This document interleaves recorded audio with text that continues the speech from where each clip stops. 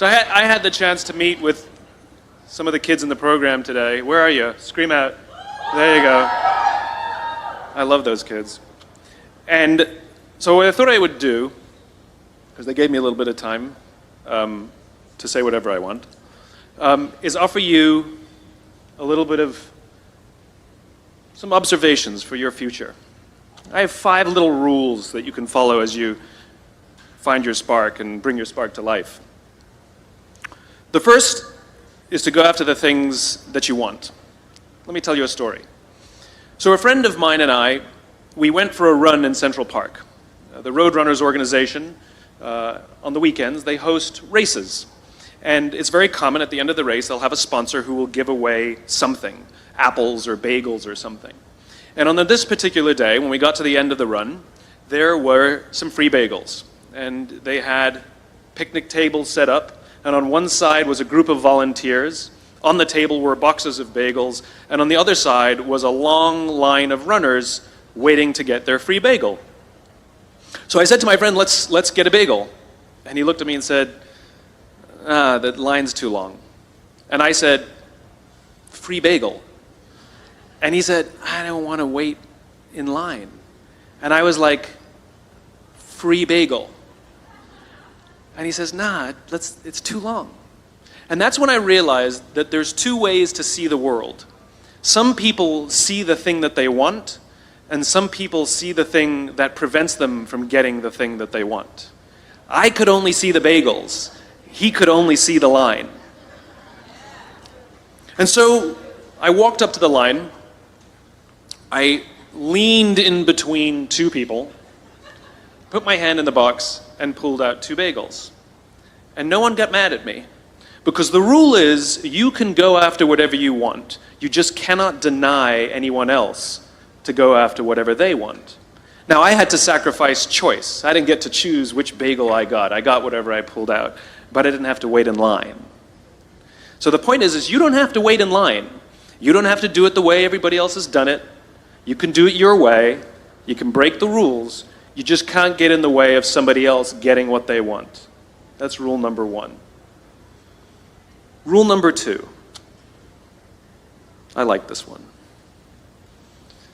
In the 18th century, there was something that spread across Europe and eventually made its way to America called puerperal fever, also known as the Black Death of childbed. Basically what was happening is women were giving birth and they would die within 48 hours after giving birth. This Black Death of childbirth was the ravage of Europe, and it got worse and worse and worse over the course of over a century. In some hospitals, it was as high as 70% of women who gave birth who would die as a result of giving birth. But this was the Renaissance. This was the time of empirical data and science, and we had thrown away things like tradition and mysticism. These were men of science. These were doctors. And these doctors and men of science wanted to study and try and find the reason for this Black Death of childbed, and so they got to work studying, and they would study the corpses of the women who had died. And in the morning they would conduct autopsies, and then in the afternoon they would go and deliver babies and finish their rounds. And it wasn't until somewhere in the mid-1800s that Dr. Oliver Wendell Holmes, father of Supreme Court Justice Oliver Wendell Holmes, realized that all of these doctors who were conducting autopsies in the morning weren't washing their hands before they delivered babies in the afternoon. And he pointed it out and said, guys, you're the problem. And they ignored him and called him crazy for 30 years. Until finally somebody realized that if they simply washed their hands, it would go away. And that's exactly what happened. When they started sterilizing their instruments and washing their hands, the Black Death of childbed disappeared.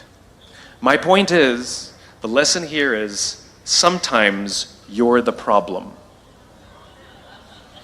We've seen this happen all too recently with our new men of science and empirical studiers and these men of finance. who are smarter than the rest of us until the thing collapsed. And they blamed everything else except themselves. And my point is take accountability for your actions. You can take all the credit in the world for the things that you do right, as long as you also take responsibility for the things you do wrong. It must be a balanced equation. You don't get it one way and not the other. You get to take credit when you also take accountability. That's lesson 2. Lesson 3, take care of each other. The United States Navy SEALs are perhaps the most elite warriors in the world. And one of the SEALs was asked, who makes it through the selection process? Who is able to become a SEAL? And his answer was, I can't tell you the kind of person that becomes a SEAL. I can't tell you the kind of person that makes it through BUD/S. But I can tell you the kind of people who don't become SEALs. He says the guys that show up with huge, bulging muscles, covered in tattoos, who want to prove to the world how tough they are, none of them make it through. He said the preening leaders who like to delegate all their responsibility and never do anything themselves, none of them make it through. He said the star college athletes who've never really been tested to the core of their being, none of them make it through. He says some of the guys that make it through are skinny and scrawny. He said some of the guys that make it through, you will see them shivering out of fear. He says, however, all the guys that make it through, when they find themselves physically spent, emotionally spent, when they have nothing left to give physically or emotionally, somehow, some way, they are able to find the energy to dig down deep inside themselves, to find the energy to help the guy next to them. They become SEALs, he said. You want to be an elite warrior. It's not about how tough you are. It's not about how smart you are. It's not about how fast you are. If you want to be an elite warrior, you better get really, really good at helping the person to the left of you and helping the person to the right of you. Because that's how people advance in the world. The world is too dangerous and the world is too difficult for you to think that you can do these things alone. If you find your spark, I commend you. Now, who are you going to ask for help, and when are you going to accept help when it's offered? Learn that skill. Learn by practicing helping each other. It'll be the single most valuable thing you ever learn in your entire life. To accept help when it's offered and to ask for it when you know that you can't do it.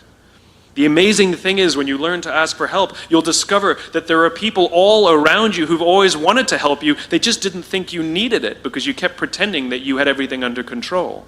And the minute you say, I don't know what I'm doing, I'm stuck, I'm scared, I don't think I can do this, you will find that lots of people who love you will rush in and take care of you. But that'll only happen if you learn to take care of them first.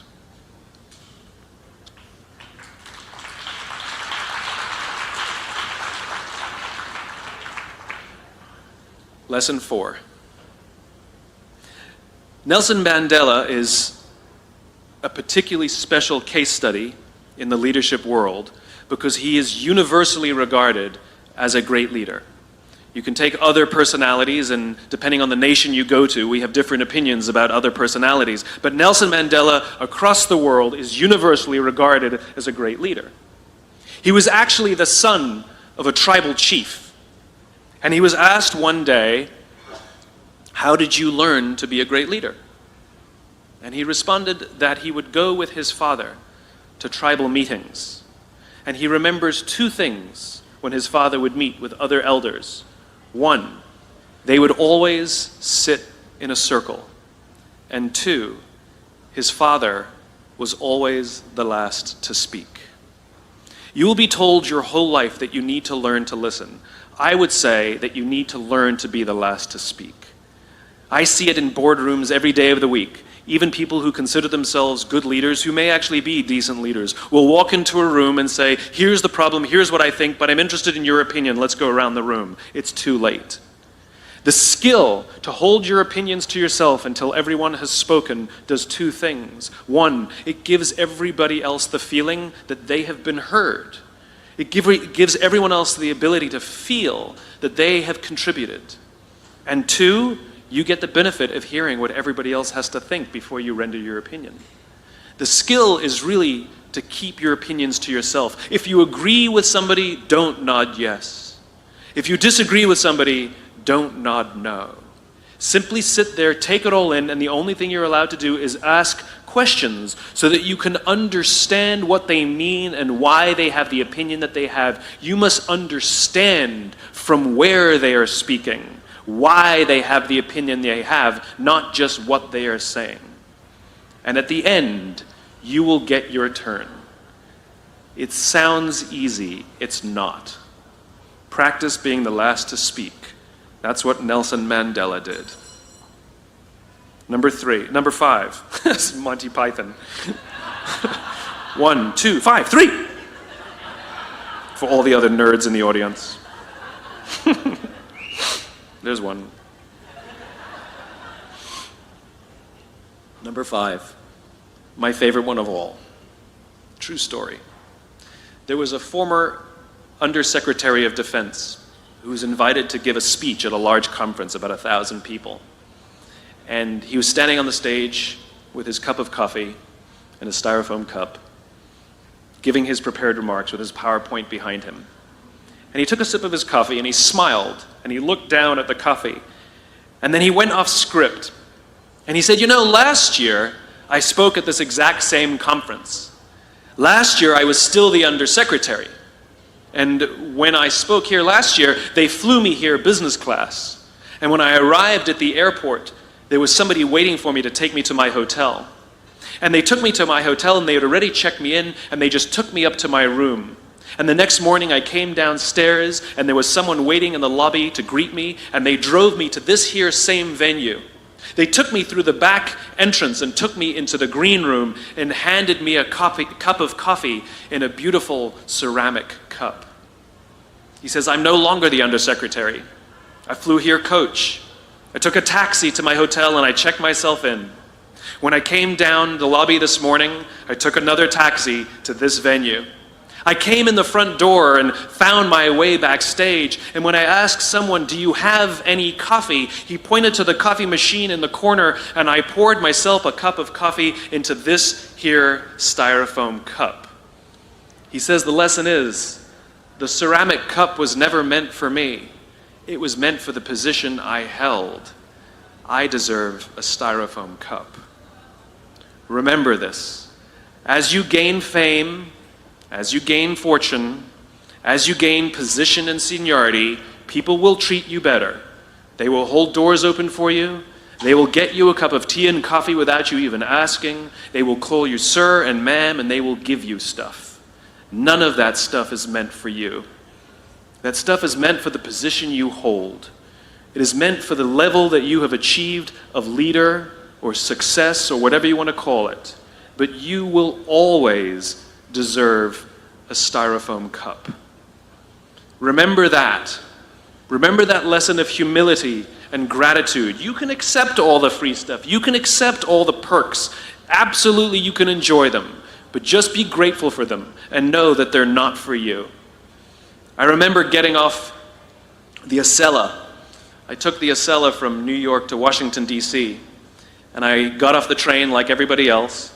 And I was walking down the platform like everyone else, and I walked past General Norty Schwartz, who used to be the Chief of Staff of the United States Air Force, the head of the Air Force. And here I did, you see a guy in a suit, schlepping his own suitcase down the platform just like me. And just a couple months ago, he was flying on private jets and he had an entourage, and other people carried his luggage. But he no longer held the position. And so now he got to drag his own suitcase. And never did it sort of remind me more that none of us deserve the perks that we get. We all deserve a styrofoam cup. It was a pleasure meeting you guys this afternoon. I was blown away by your honesty and your curiosity and your poise And I am confident that the future is bright, despite the fact that America looks like an absolute mess right now. I am confident that the future is bright for one reason and one reason only, because you will grow up and you will be our future. Thank you very, very much, guys. You're wonderful. Thank you.